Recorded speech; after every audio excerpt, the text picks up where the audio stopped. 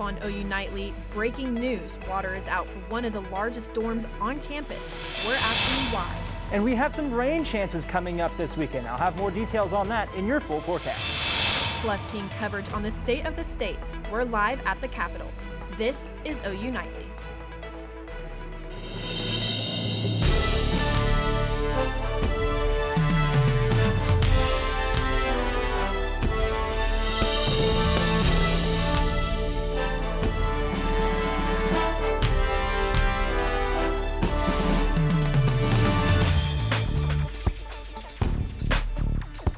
Thanks for watching OU Nightly. I'm Victoria Anderson. And I'm Spencer Plato. We begin tonight with breaking news. Water is out at one of the largest storms on campus. We know a text message went out to residents of Walker Tower earlier this afternoon.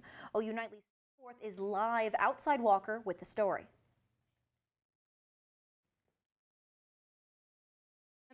I'm at Walker Tower right now, where students were sent a text at 3. They were saying that at 3 their water would be turned off for nearly 2 hours. So no shower, no sink, no toilet, and it was for a maintenance issue. I did reach out to OU to ask what the issue was, but they did not specify. However, I did talk to an RA, and this is what they had to say. I don't know anything. They just sent out an email saying that it was going to be shut off for 2 hours, which is really inconvenient, but they didn't give any details. The email just said that they would be shutting off the water in Walker Tower starting at 3 p.m. for about 2 hours, and they would inform us if it would be longer than that, but no details.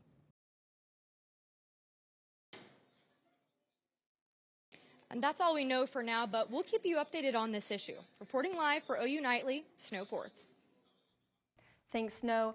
To the state capitol now, where Governor Kevin Stitt delivered his State of the State address opening the Oklahoma legislative session today. OU Nightly's senior political reporter Noah Mack is live at the Capitol with the story. Noah?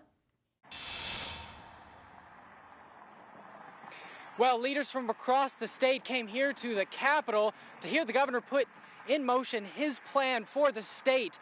And a lot of that plan is rolling back government influence by and also putting more influence on the tribal governments. The governor, the Honorable Kevin Stitt. Stitt entered the House chamber to a rumble of applause for his 6th annual State of the State address. The governor began by echoing his vision for a business-friendly environment and his recent campaign to cut taxes. We don't need more taxes. We need more taxpayers.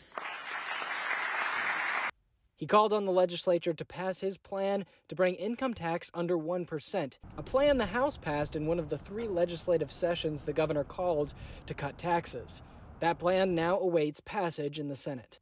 Another major policy point he mentioned several times was education, touting his efforts to give more power to parents. God gave kids to their parents, not to the government. He even gestured to a parent and her child watching from the gallery. And to round off his speech, Stitt doubling down on his position of tribal sovereignty, calling for the state to function as what he calls one Oklahoma. We've operated as one Oklahoma since statehood, and it's how we're going to operate for as long as I'm governor.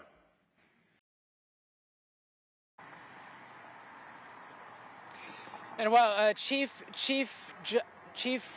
Hoskin from the Cherokee Nation, he tweeted out today that he doesn't appreciate the governor treating the tribes like they are a problem to be solved. Reporting live from the state capitol, Noah Mack, OU Nightly. Thank you, Noah. We're hearing from Democratic leaders now following Governor Stitt's address. In the House, Democrats questioned his plans to cut income taxes and whether it would truly help average, everyday working Oklahomans. Representative Cindy Munson said that Stitt showed how out of touch he was from the needs of Oklahomans. And from the state Senate, Democratic leader Kay Floyd says it's their responsibility to write and pass a balanced budget. Many Oklahomans were also at the Capitol, highlighting the issues they wanted addressed this session. OU Nightly's Morgan Martin joins us live now. Morgan, there was a crowd leading up to the governor's address today.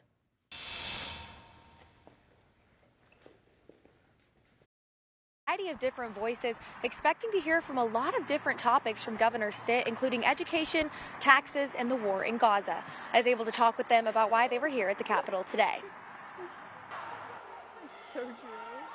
Protesters and supporters joined at the Capitol to voice their opinions on a variety of topics they feel are affecting Oklahoma, many of which were part of grassroots movements like Yasmin of the Oklahomas Against Occupation, who plan on speaking with Governor Stitt and the state treasurer to talk about Oklahoma's complicity in the genocide that's going on in Palestine, and talking specifically to the state treasurer about the amount of money that he's invested in Israeli bonds. Or Americans for Prosperity, who want to see taxes reduced.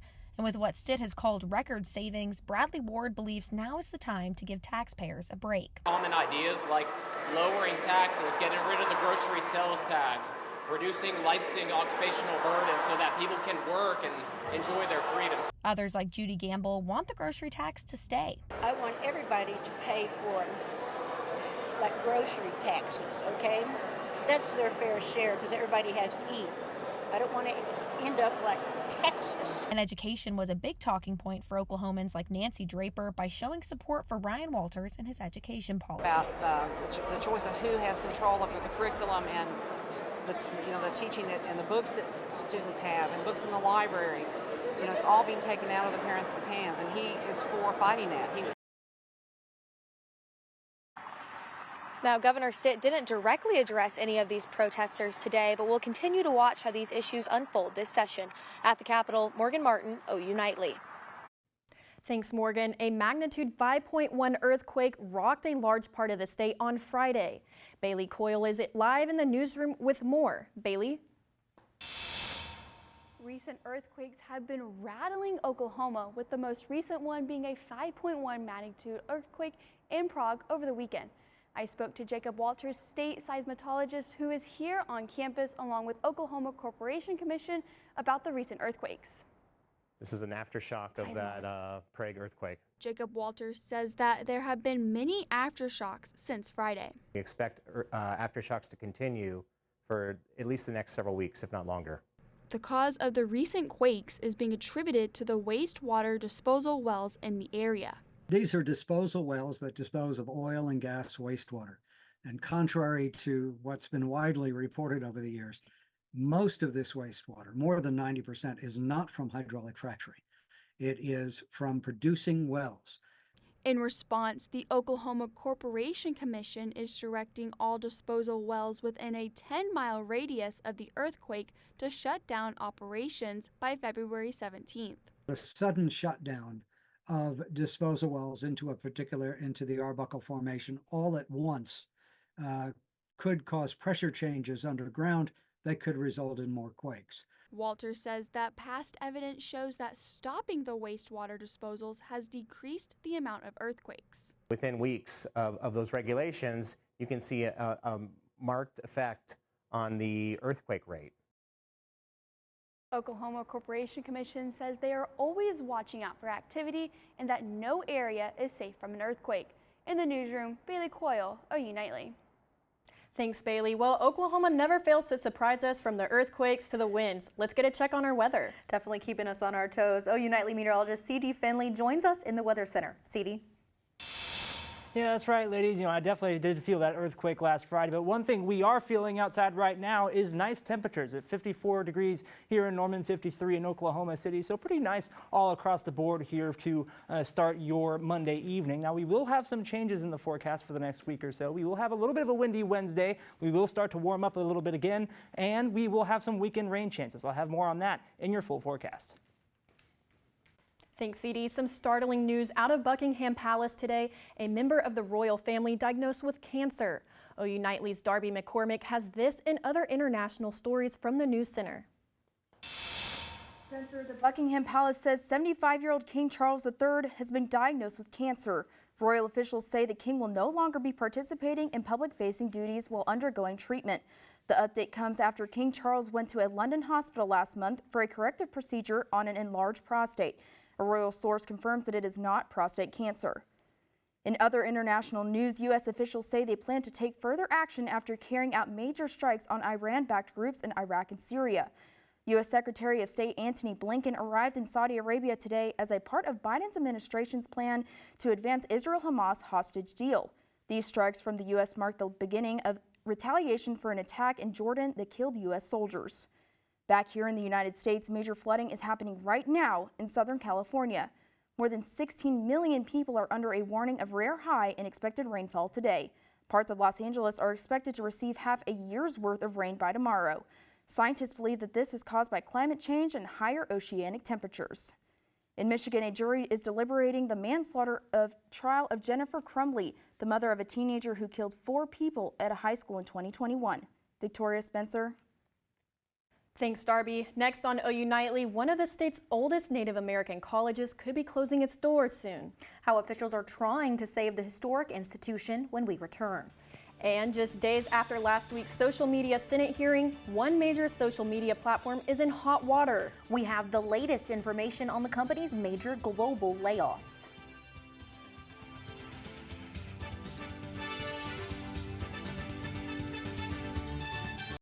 And Oklahoma's oldest Native American school could be closing its doors. OU Nightly's Olivia Hayes has this story and others in today's Money Matters.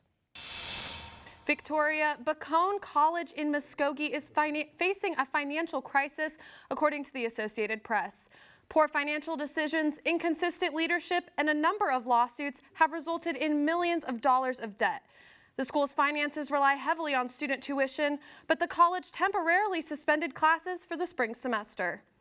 A layoff is on the way for the parent company of the social media app Snapchat.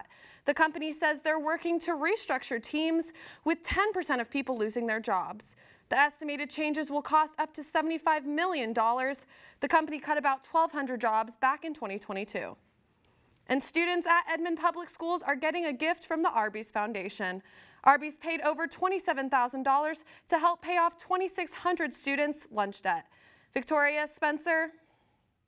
Thank you, Olivia. And one big announcement from the OKC Zoo today. Hear more about these 2-ton buns in the oven after the break.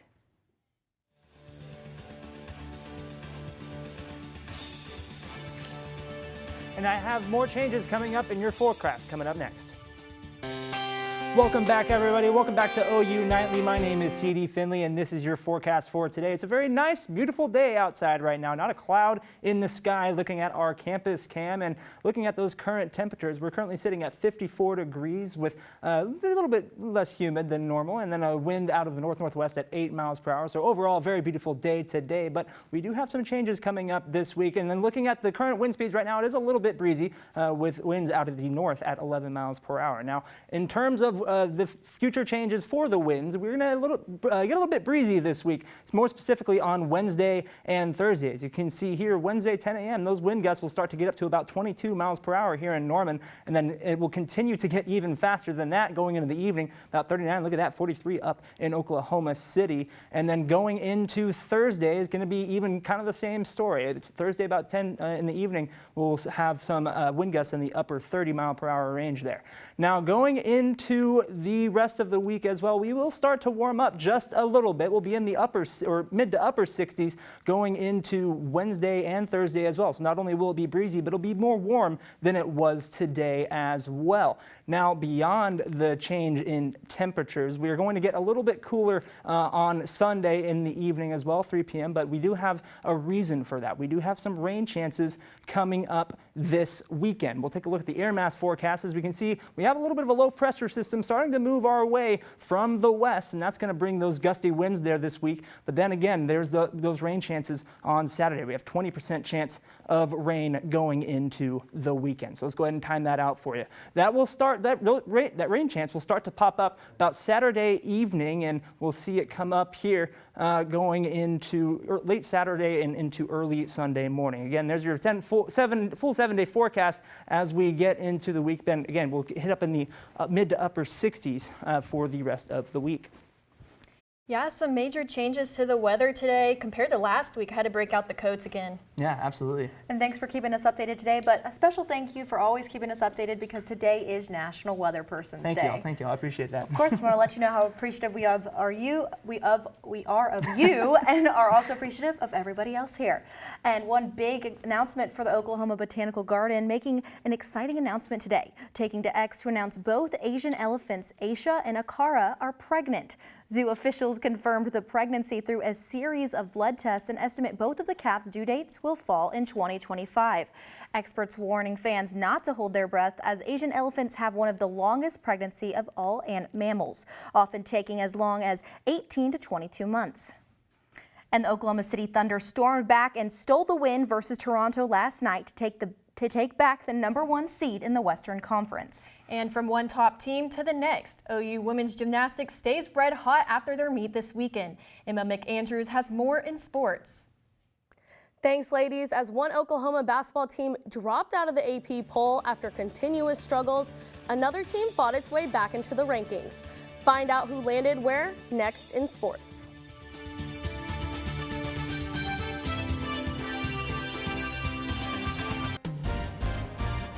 Hello, I'm Emma McAndrews, and it's time for sports. Oklahoma men's basketball lost their 5th Big 12 conference game against UCF on Saturday, 74-63. The Sooners dropped out of the AP poll top 25 and are now tied for 5th in the Big 12 conference standings. Porter Moser says they are still navigating the new teams, respecting that they knew they would fit right in with the Big 12 level of competition.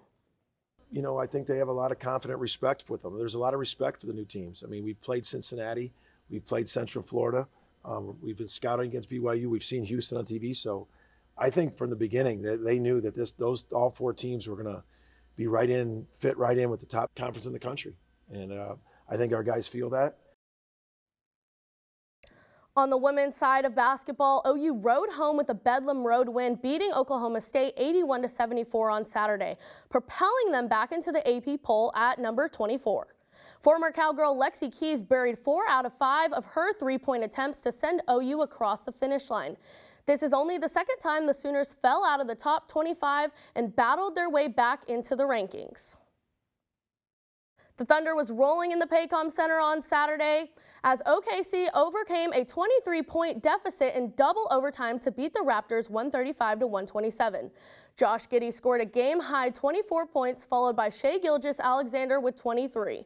The Thunder will hit the road to Salt Lake City to face the Utah Jazz tomorrow night at 8 p.m. Sooner stars shined in the Pro Bowl games this weekend, including former QB Jalen Hurts throwing this touchdown pass to his former wide receiver and teammate CeeDee Lamb. And shaken and bacon is what former OU QB and Heisman winner Baker Mayfield did as he was named offensive MVP at the games after his 2-touchdown performance. OU women's gymnastics posted a season-high score of 198.375 on the road on Friday, taking down number 2 California and number 23 Arizona State. And here, junior Jordan Bauer stuck the landing on bars for the team's first perfect 10 of the season. The Sooners will return to the Lloyd Noble Center this Friday for a quad meeting facing BYU, Texas Women's University, and Utah State. On the men's sides of Oklahoma gymnastics, the Sooners returned to the #1 spot in the national rankings after their win on Saturday. The Sooners topped number 6 Ohio State and Arizona State in front of a record crowd of 2,111, with 6 Sooners taking home individual titles. Victoria Spencer. Thanks, Emma. Coming up here, how you can support Black-owned restaurants during the month of February. And we'll take one last look at the forecast for the rest of the week when OU Nightly returns.